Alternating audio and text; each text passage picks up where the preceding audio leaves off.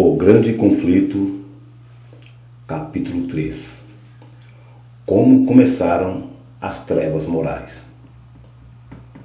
O apóstolo Paulo, em sua segunda carta aos Tessalonicenses, predisse a grande apostasia que teria como resultado o estabelecimento do poder papal.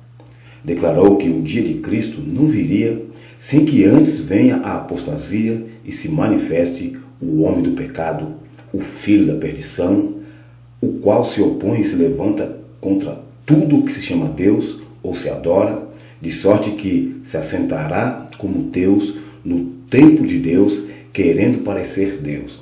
Segundo Tessalonicenses 2, 3 e 4. E ainda mais, o apóstolo adverte os irmãos de que já o mistério da injustiça opera. Segundo Tessalonicenses 2, 7.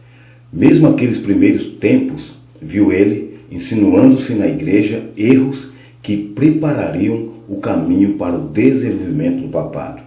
Pouco a pouco, a princípio furtiva e silenciosamente, e depois mais às claras, à medida em que crescia em força e conquistava o domínio da mente das pessoas, o mistério da iniquidade levou avante sua obra de engano e blasfêmia.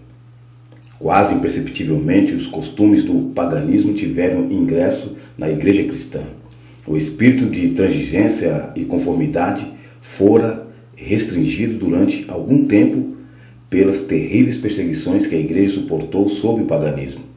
Mas, em cessando a perseguição e entrando o cristianismo nas cortes e palácios dos reis, pôs de lado a humilde simplicidade de Cristo e seus apóstolos em troca de pompa e orgulho dos sacerdotes e governadores pagãos, e em lugar das ordenanças de Deus, colocou teorias e tradições humanas.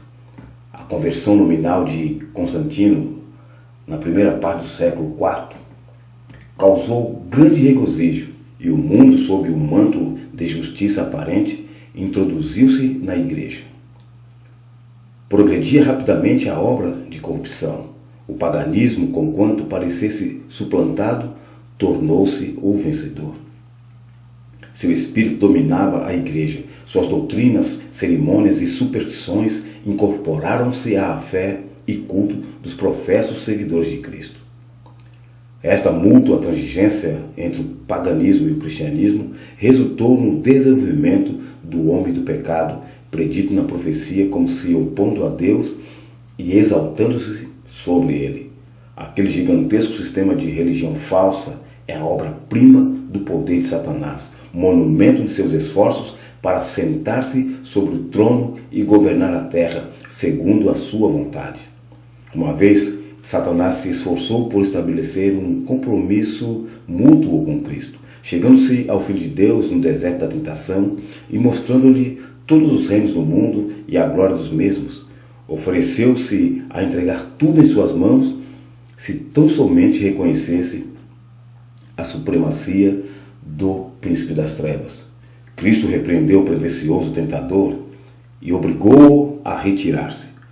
Mas Satanás obtém maior êxito em apresentar ao homem as mesmas tentações. Para conseguir proveitos e honras humanas, a igreja foi levada a buscar o favor e apoio dos grandes homens da terra e, havendo assim rejeitado a Cristo, foi induzida a prestar obediência ao representante de Satanás, o bispo de Roma. Uma das principais doutrinas do romanismo é que o Papa é a cabeça visível da Igreja Universal de Cristo, investido de autoridade suprema sobre os bispos e pastores em todas as partes do mundo. Mais do que isto, tem-se dado ao Papa os próprios títulos da divindade. Tem sido intitulado Senhor Deus o Papa e foi declarado infalível. Exige ele a homenagem de todos os homens. A mesma pretensão em que insistia Satanás no deserto da tentação, ele ainda a encarece mediante a Igreja de Roma, e enorme número de pessoas estão prontas para render-lhe homenagem.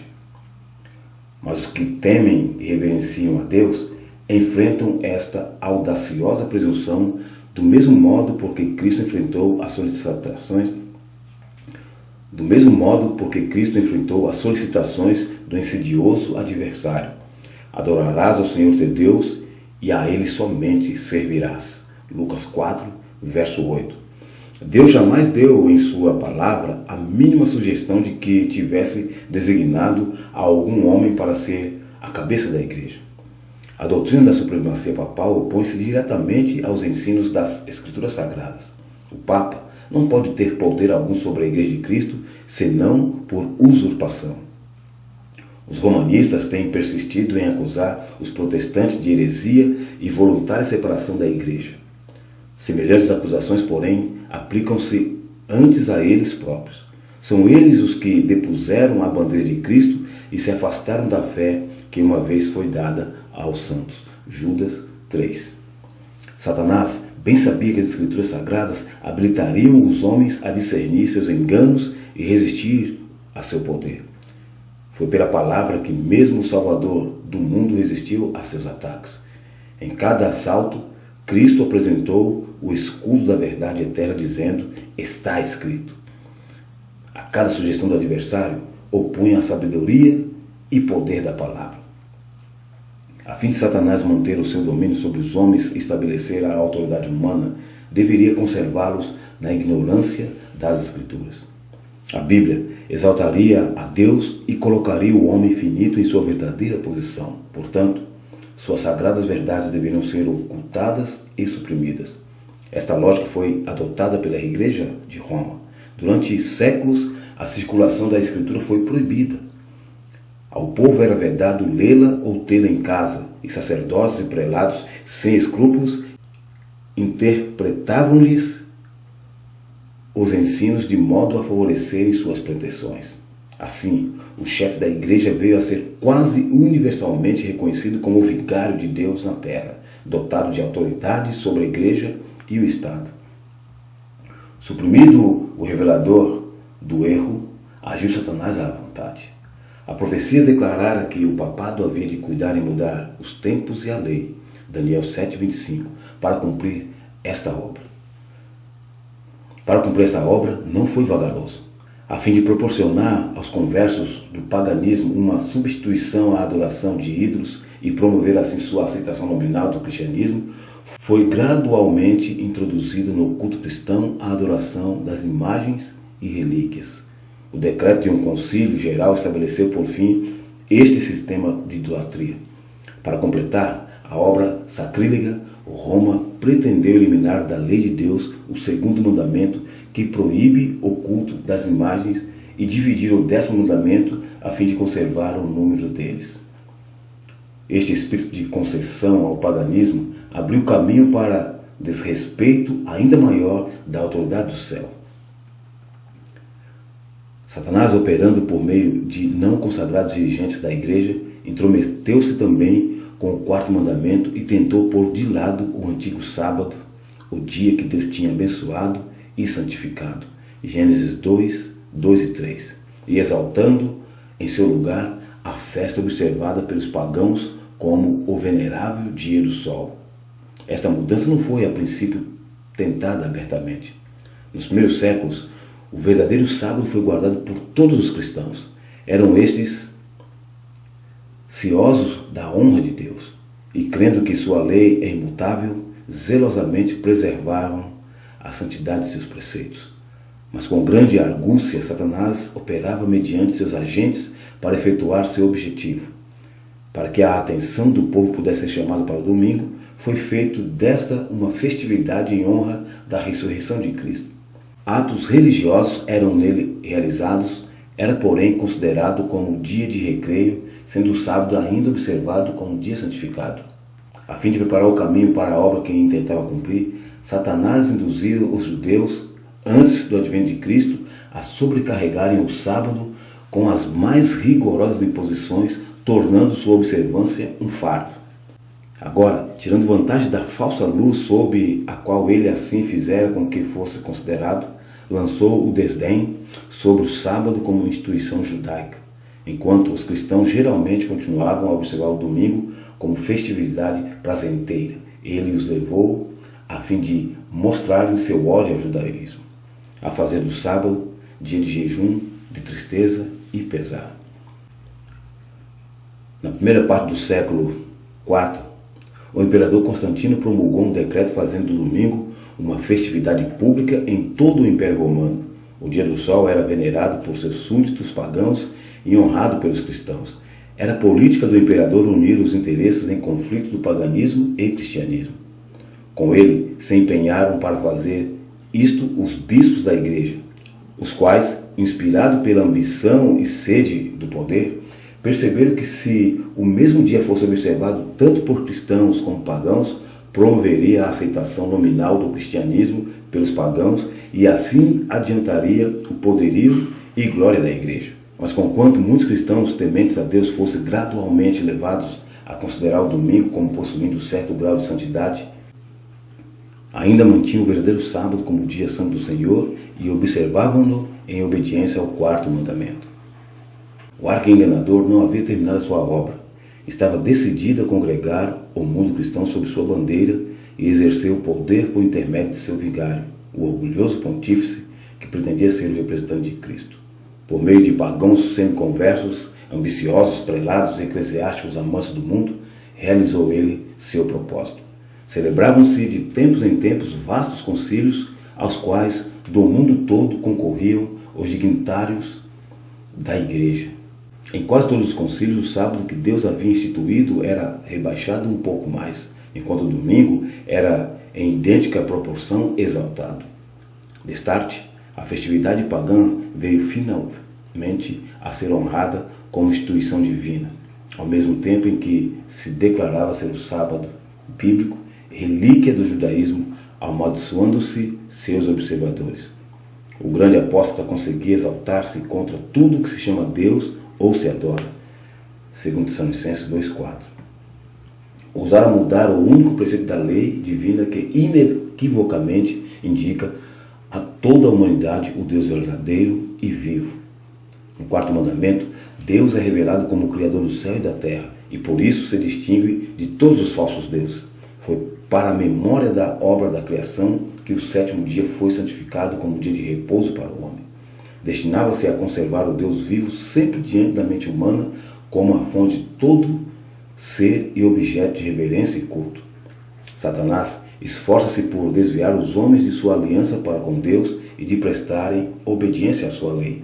Dirige seus esforços, portanto, especialmente contra o mandamento que aponta a Deus como o Criador. Os protestantes de hoje insistem que a ressurreição de Cristo no domingo fê-lo o sábado cristão. Não existe, porém, evidência escriturística para isto. Nenhuma honra semelhante foi conferida ao dia por Cristo ou seus apóstolos. A observância do domingo como instituição cristã teve origem no mistério da injustiça, segundo Tessalonicenses 2,7, que já no tempo de Paulo começava a sua obra. Onde e quando adotou o Senhor este filho do papado? Que razão poderosa se poderá dar para uma mudança que as Escrituras não sancionam? No século VI, tornou-se o papado firmemente estabelecido. Fixou-se a sede de seu poderio na cidade imperial e declarou-se ser o bispo de Roma, a cabeça de toda a igreja. O paganismo cedera lugar ao papado. O dragão dera à besta o seu poder e o seu trono e grande poderio. Apocalipse 13, verso 2. E começaram então os 1260 anos de opressão papal preditos nas profecias de Daniel e Apocalipse, Daniel 7:25 e Apocalipse 13, de 5 a 7. Cristãos foram obrigados a optar entre renunciar sua integridade e aceitar as cerimônias e cultos papais, ou passar a vida nas masmorras, sofrer a morte pelo instrumento de tortura, pela fogueira ou pela machadinha do verdugo. Cumprir-se as palavras de Jesus, e até pelos pais e irmãos e parentes e amigos sereis entregues e matarão alguns de vós, e de todos sereis odiados por causa do meu nome. Lucas 21, 16 e 17. Desencadeou-se a perseguição sobre os fiéis com maior fúria do que nunca, e o mundo se tornou um vasto campo de batalha. Durante séculos, a Igreja de Cristo encontrou refúgio no isolamento e obscuridade. Assim diz o profeta: a mulher fugiu para o deserto, onde já havia lugar preparado por Deus para que ali fosse alimentada durante 1260 dias. Apocalipse 12, verso 6. O acesso da Igreja de Roma ao poder, assinalou o início da escura Idade Média. Aumentando seu poderio, mais se adensava as trevas. De Cristo, o verdadeiro fundamento, transferiu-se a fé para o Papa de Roma. Em vez de confiar no Filho de Deus para o perdão dos pecados e para a salvação eterna, o povo olhava para o Papa e para os sacerdotes e prelados a quem delegava a autoridade. Ensinava-se-lhe ser o Papa, seu mediador terrestre, e que ninguém poderia aproximar-se de Deus senão por seu intermédio. E mais ainda, que ele ficava para eles em lugar de Deus e deveria, portanto, ser implicitamente obedecido. Esquivar-se de suas disposições era motivo suficiente para se infligir a mais severa punição ao corpo e alma dos delinquentes. Assim, a mente do povo desviava-se de Deus para homens falíveis e cruéis, e mais ainda, para o próprio príncipe das trevas que por meio deles exercia o seu poder. O pecado se disfarçava sob o manto de santidade. Quando as escrituras são suprimidas e o homem vem a considerar-se supremo, só podemos esperar fraudes, engano e aviltante iniquidade.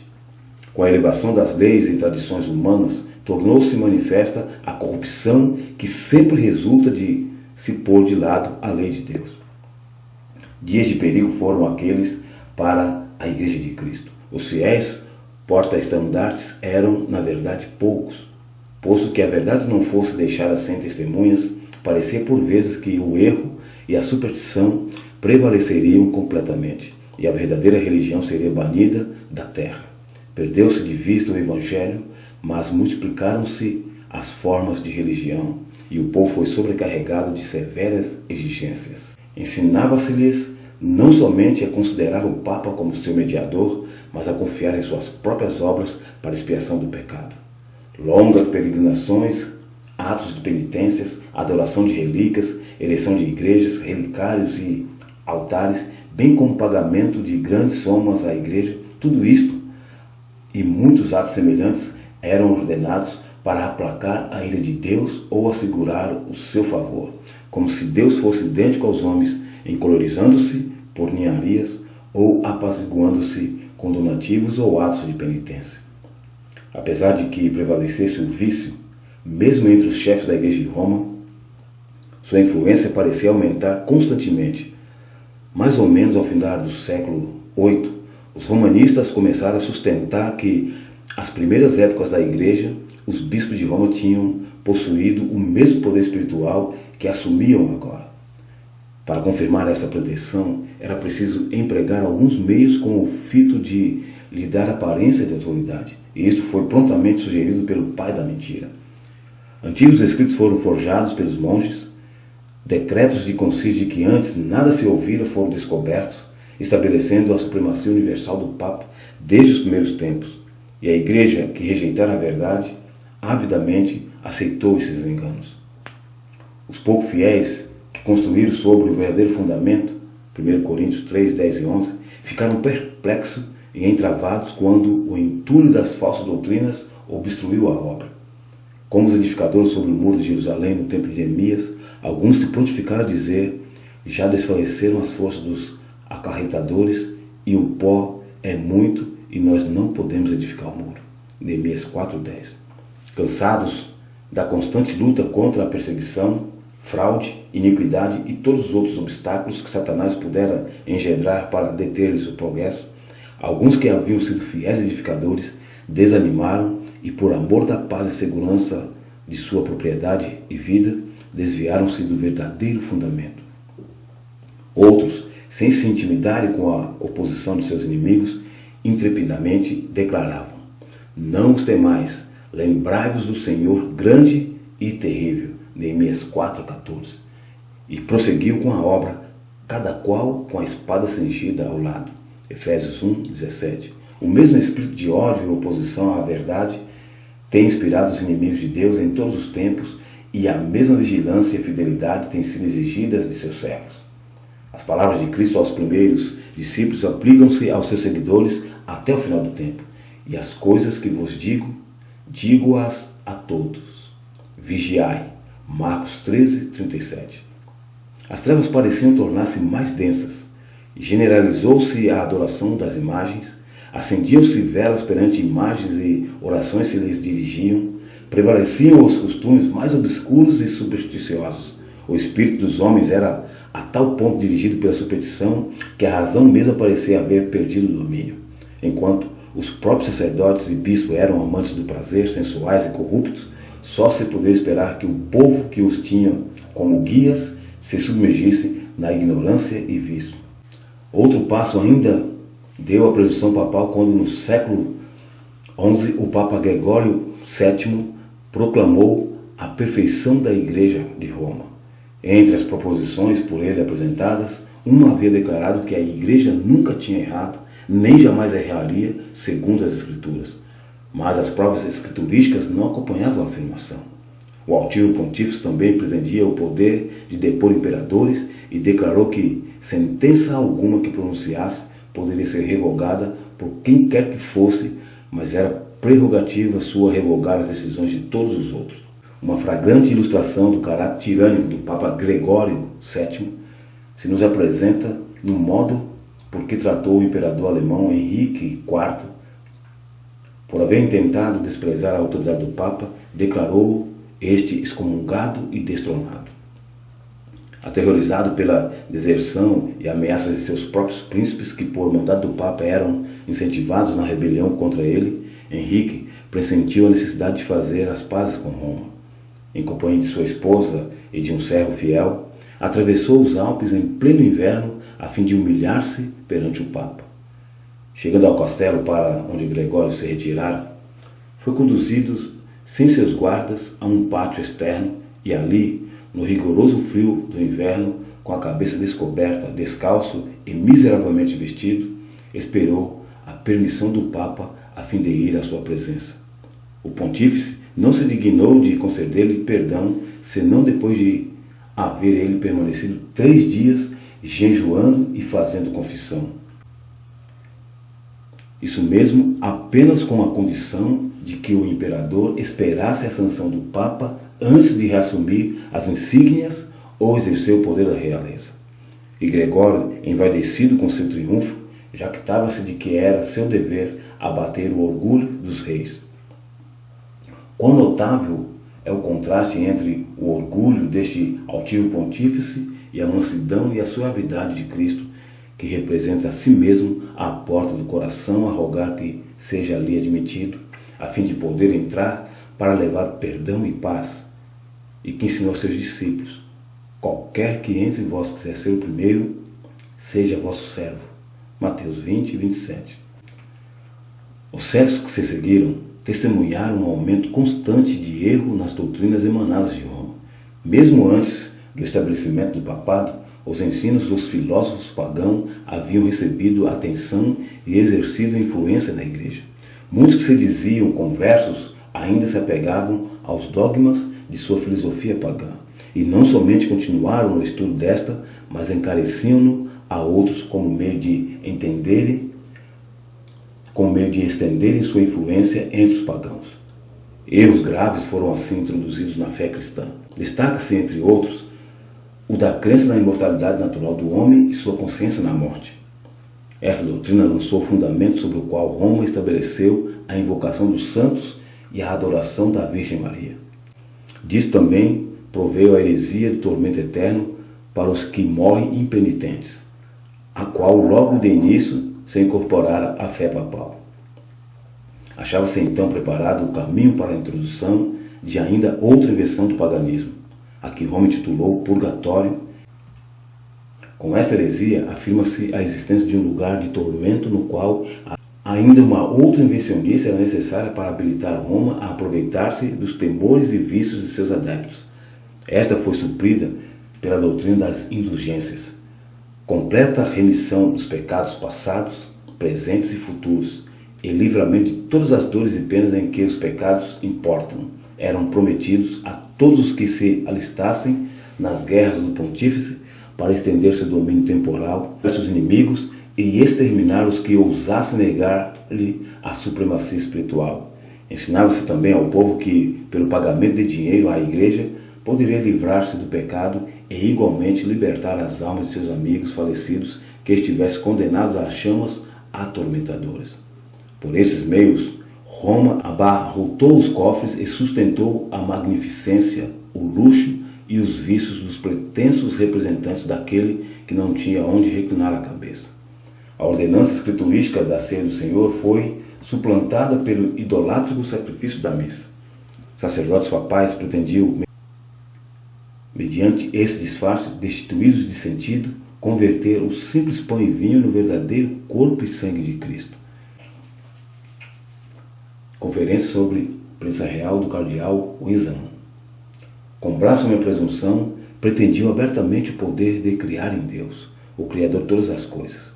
Aos cristãos exigia-se, sob pena de morte, confessar sua fé nesta terrível heresia, que insulta ao céu.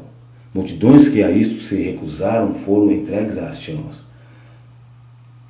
No século XIII, foi estabelecido a mais terrível de todas as armadilhas do papado, a Inquisição.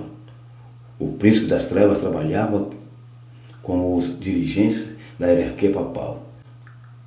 Em seus concílios secretos, Satanás e seus anjos dirigiam a mente de homens maus, enquanto invisível entre eles estava um anjo de Deus, fazendo tremendo relatório de seus iníquos decretos e escrevendo a história de ações por demais horrorosas para serem desvendadas ao olhar humano. A grande Babilônia estava embriagada do sangue dos santos.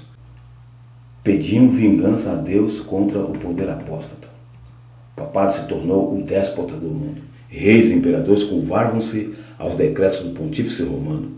O destino dos homens, tanto temporal como eterno, parecia estar sob seu domínio. Durante séculos, as doutrinas de Roma implicitamente recebidas, seus ritos reverentemente praticados, suas festas geralmente observadas, seu clero era honrado e liberalmente mantido. Nunca a Igreja de Roma atingiu maior dignidade, magnificência ou poder. Mas o meio-dia do papado foi a meia-noite do mundo.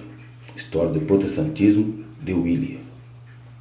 As Sagradas Escrituras eram quase desconhecidas, não somente pelo povo, mas pelos sacerdotes. Como os fariseus de outrora, os dirigentes papais odiavam a luz que revelaria os seus pecados. Removida a lei de Deus, a norma de justiça, exerciam eles poder sem limites e praticavam os vícios sem restrições. Prevaleciam a fraude, a avareza, a libertinagem. Os homens não recuavam de crime algum pelo qual pudessem adquirir riqueza ou posição. Os palácios dos papas e prelados eram cenários da mais vil devassidão. Alguns dos pontífices reinantes eram acusados de crimes tão revoltantes que os governadores seculares se esforçavam por depor esses dignatários da igreja como monstros demasiado vis para serem tolerados. Ou na civilização, uma paralisia intelectual caíra sobre a cristandade. A condição do mundo sob o poder romano apresentava o cumprimento terrível e surpreendente das palavras do profeta Oséias: o meu povo foi destruído porque lhe faltou o conhecimento. Porque tu rejeitaste o conhecimento, também eu te rejeitarei. Visto que te esqueceste da lei do teu Deus, também eu me esquecerei de teus filhos. Oséias 4, verso 6. Não há verdade, nem benignidade, nem conhecimento de Deus na terra. Só prevalecem o perjurar e o mentir e o matar e o furtar e o adulterar, e há homicídios sobre homicídios. Oséias 4, 1 e 2. Foram estes os resultados do banimento da palavra de Deus.